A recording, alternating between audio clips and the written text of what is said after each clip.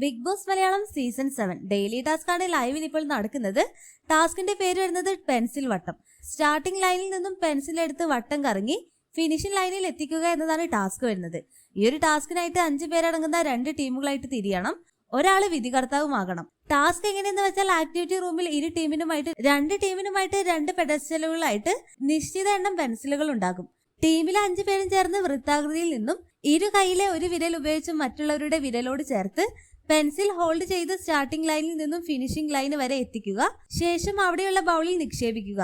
ഇങ്ങനെ buzzer to buzzer ടൈമിനുള്ളിൽ ഏത് ടീമാണ് വിജയിക്കുന്നത് അവർക്ക് ഒരു സ്നേഹസമ്മാനം ഉണ്ടായിരിക്കുന്നതാണ്. ഇനി 2 ടീമുകൾ എങ്ങനെയെന്ന് നോക്കാം. ടീം എയിൽ വരുന്നത് നെവിൻ, അക്ബർ, ബിന്നി, സാബു, ലക്ഷ്മി, ഇവരാണ് ടീം എ. ടീം ബിയിൽ വരുന്നത് ഷാനവാസ്, ആര്യൻ, അനുമോൾ, ആദില, നൂറ, ഇവരാണ് ടീം ബി.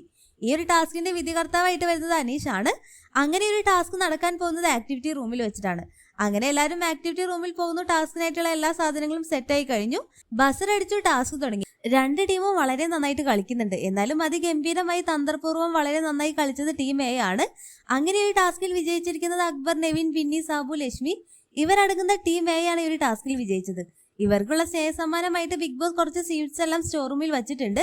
ഓടിപ്പോയി സമ്മാനം എടുക്കുന്ന കുടുംബാംഗങ്ങളെല്ലാമാണ് ലൈവിൽ ഇപ്പോൾ കാണിക്കുന്നത്. എന്തായാലും ഒരു അടിപൊളി ടാസ്ക് തന്നെ. അപ്പോൾ ലൈവ് അപ്ഡേഷൻ നമ്മുടെ ചാനലിൽ ഉണ്ടാകും.